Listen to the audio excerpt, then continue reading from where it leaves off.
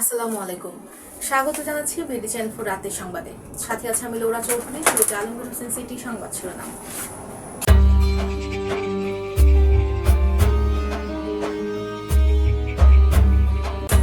জুলাই সনদ বাস্তবায়ন নিয়ে বিতর্কের অবসান হওয়া উচিত, ফখরুল। নিকলিতে অবৈধ বালু উত্তোলনকে কেন্দ্র করে সংঘর্ষ, নিহত একজন। ঈশ্বরগঞ্জে মৎস্য বিভাগের অভিযানে ৬০০ মিটার নিষিদ্ধ চায়না দুয়ারি জাল জব্দ। পাকুন্দিয়ায় আকস্মিক বিদ্যালয় পরিদর্শনে এমপি জালাল উদ্দিন। হুমায়ুন আহমেদ চলে যাওয়ায় ১৪ বছর আজ। মধ্যপ্রাচ্যে উত্তেজনা চরমে, বাহরাইন জুড়ে বেজে উঠল সাইরেন। বিশ্বকাপ ফাইনালের টিকিটের দামে আগুন।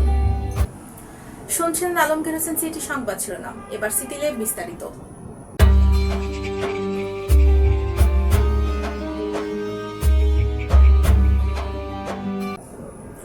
জুলাই সনদ বাস্তবায়ন নিয়ে বিতর্কের অবসান হওয়া উচিত বলে মনে করেন স্থানীয় সরকার মন্ত্রী মির্জা ফখরুল ইসলাম আলমগীর।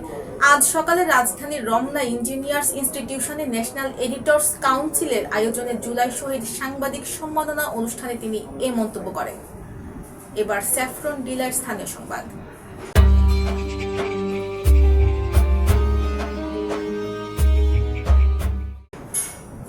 কিশোরগঞ্জের নিকলিতে নদী থেকে অবৈধভাবে বালু উত্তোলনকে কেন্দ্র করে বিএনপির দুই পক্ষের মধ্যে সংঘর্ষে একজন নিহত হয়েছেন। আজ দুপুরে নিকলি থানার ওসি মাহবুবুর রহমান বিষয়টি নিশ্চিত করেছেন। এর আগে শনিবার দিবাগত রাত ১টার দিকে উপজেলার ছাতিরচর বাজার এলাকায় এই ঘটনা ঘটে।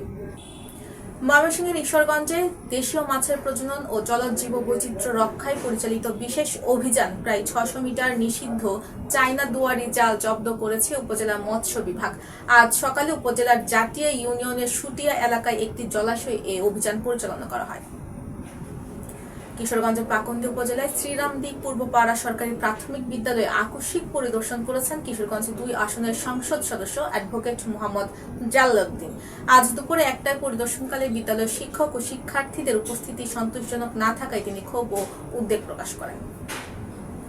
এবার বেলিফুল ক্যাফে অ্যান্ড রেস্টুরেন্ট বিনোদন সংবাদ।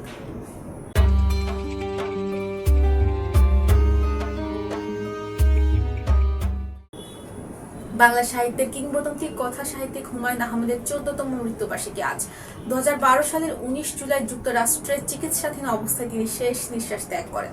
১৯৪৮ সালের ১৩ নভেম্বর নেত্রকোনার কেন্দুয়া উপজেলার কুতুবপুর গ্রামে জন্ম নেওয়া এই কিংবদন্তি লেখক আজও তার অসংখ্য পাঠকের হৃদয়ে সমানভাবে জীবন্ত। এবার জীবনদীপ হেলথ সেন্টার আন্তর্জাতিক খবর।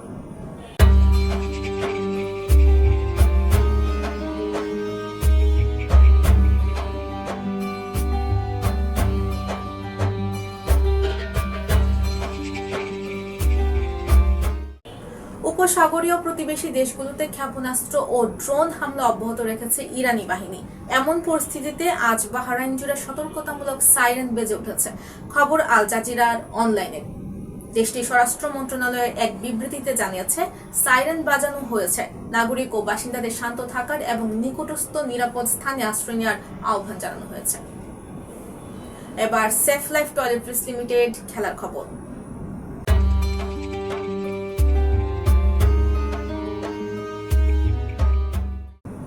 বিশ্বকাপ ফাইনাল ঘিরে উন্মাদনা এখন তুঙ্গে। আর্জেন্টিনা স্পেন মহারণ মাঠে বসে দেখতে মরিয়া সমর্থকদের মধ্যে তৈরি হয়েছে চরম টিকিট সংকট। পুনর্বিক্রির বাজারে একটি টিকিটের দাম উঠেছে প্রায় ১০,০০০ মার্কিন ডলার, যার বাংলাদেশি মুদ্রায় প্রায় ১২.৫ লাখ টাকা। নিউ জার্সির মেটলাইফ স্টেডিয়ামে হতে যাওয়া এই ফাইনালের কয়েক ঘন্টা আগেও কমেনি টিকিটের চাহিদা। দর্শক, সংবাদ শেষ করার আগে ম্যাপেল ইন্টারন্যাশনাল স্কুল সংবাদ শিরোনামগুলো আরো একবার।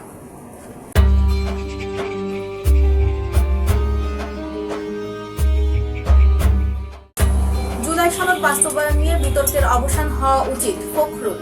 নিকলিতে অবৈধ বালু উত্তোলনকে কেন্দ্র করে সংঘর্ষ, নিহত একজন। ঈশ্বরগঞ্জে মৎস্য বিভাগের অভিযানে ৬০০ মিটার নিষিদ্ধ চায়না দুয়ারি জাল জব্দ। পাকুন্দিয়ায় আকস্মিক বিদ্যালয় পরিদর্শনে এমপি জালাল উদ্দিন। হুমায়ুন আহমেদ চলে যাওয়ায় ১৪ বছর আজ। মধ্যপ্রাচ্যে উত্তেজনা চরমে, বাহরাইন জুড়ে বেজে উঠল সাইরেন। বিশ্বকাপ ফাইনালের টিকিটের দামে আগুন।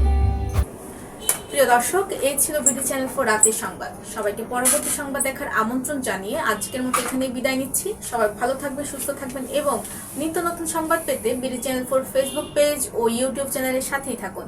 আল্লাহ হাফেজ, শুভরাত্রি।